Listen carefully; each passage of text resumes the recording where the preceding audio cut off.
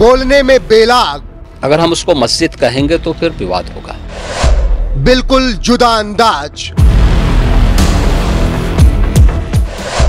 धाकड़ भाषण, जय श्री राम। व्यक्तित्व में जबरदस्त भौकाल,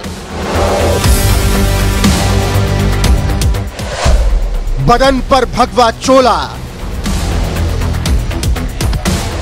कान में कुंडल, माथे पर तेज, एक मठ का महंत, एक सूबे का मुखिया, हिंदुत्व का ब्रांड एम्बेसडर। अभी तक अजय, आज भी ये सब बताने के लिए काफी है कि उनका नाम है योगी आदित्यनाथ।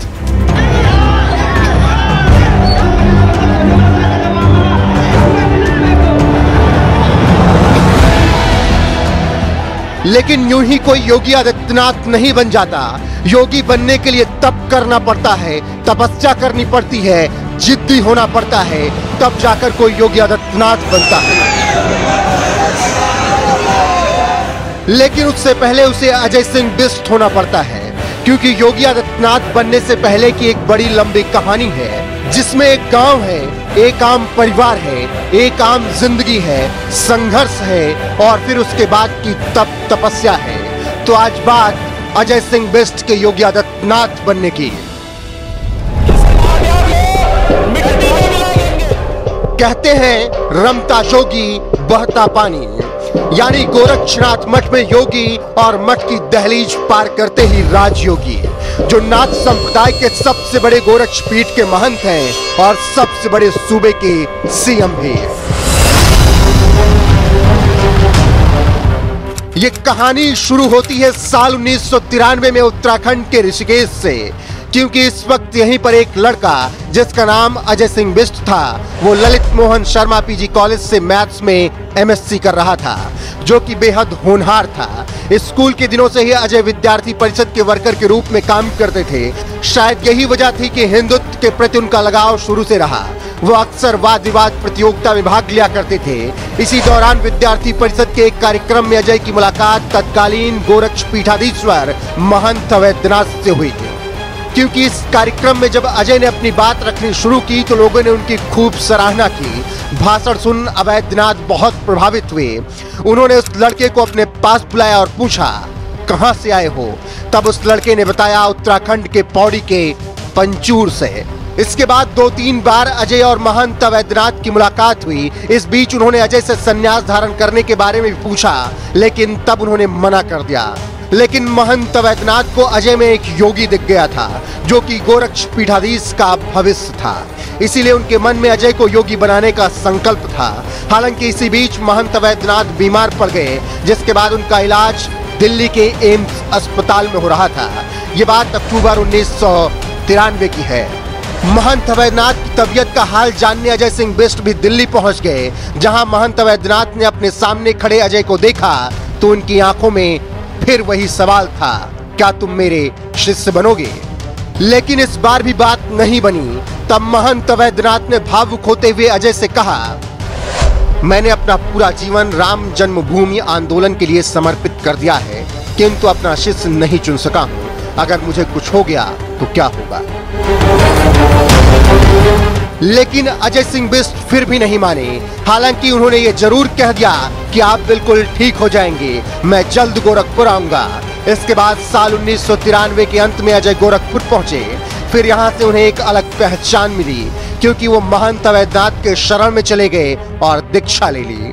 महंत अवैधनाथ की इच्छा पूर्ण हुई। इसके बाद पूर्ण रूप से 1994 में अजय सिंह बिष्ट सन्यासी बन गए। गुरु ने नया नाम दिया, नाम योगी आदित्यनाथ। इतिहास के पन्नों में तारीख दर्ज हुई 15 फरवरी 1994, दिन मंगलवार।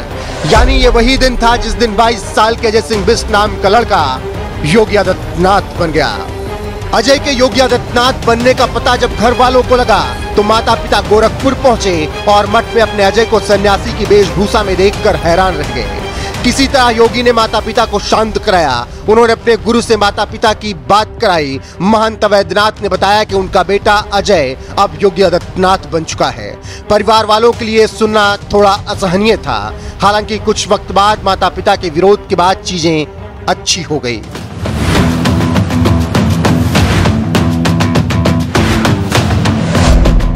इसके बाद तो योगी आदित्यनाथ ने कभी पीछे मुड़कर देखा ही नहीं, ना कभी अपने भौकाले अंदाज से समझौता किया। वो हर दिन के साथ नया इतिहास रचते गए। 1998 में 26 साल की उम्र में राजनीति में कदम रखा तो यहां भी कमाल कर दिया और जीत हासिल कर लोकसभा पहुंच गए। यहीं से योगी आदित्यनाथ ने अपने राजनीतिक सफर को और ज्यादा मजबूत करने के लिए एक संगठन बनाया जिसका नाम दिया हिंदू युवा वाहिनी। ये वही संगठन रहा जिसने योगी आदित्यनाथ के हिंदुत्व वाले झंडे को बुलंदियों तक पहुंचाया और उनके फायर ब्रांड वाली छवि से पूरे देश को रूबरू करवाया। योगी आदित्यनाथ हिंदुत्व के सबसे बड़े ब्रांड एम्बेसडर बन गए और लगातार 5 बार सांसद बनकर दिल्ली पहुंचते रहे और संसद भवन में हिंदुत्व का परचम लहराते रहे। यदहं विधिना स्थापितं भारतस्य संविधानं प्रति सत्यां सधां। इसके बाद 2017 में उत्तर प्रदेश विधानसभा चुनाव में बीजेपी की जीत में उन्होंने अहम भूमिका निभाई, जिसके बाद योगी आदित्यनाथ राजनीति में एक ब्रांड के रूप में नजर आने लगे। बतौर मुख्यमंत्री उन्होंने जिस तरीके से फैसले लिए उसने उनको बाबा बुलडोजर भी बना दिया। इसी बीच 2022 विधानसभा चुनाव की जीत ने उनका कद और ज्यादा बढ़ा दिया। यही वजह है कि एक मजे हुए राजनेता के रूप में योगी अब खुद को विनम्र दिखाने की कोशिश करने लगे हैं।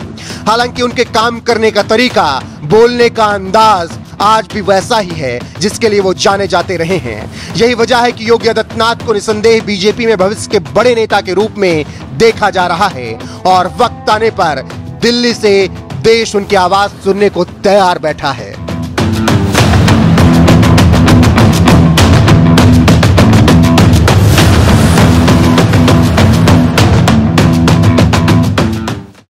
अहम आदित्यनाथ लोकसभाया सदस्यत्वेन निर्वाचितः निश्चितेन परमेश्वरस्य नाम्नः सपे यदहं विधिना स्थापितं भारतस्य संविधानं प्रति सत्यां सधां निष्ठां च धारयिष्ये। यदहं भारतस्य सम्पूर्ण प्रभुत्वसम्पन्नताम् अखण्डतां च रक्षिष्यामि तथा यत्पदं गृहीतुमहं मुद्यमस्मि तस्य कर्तव्यानि श्रद्धापूर्वकं निर्वक्ष्यामि।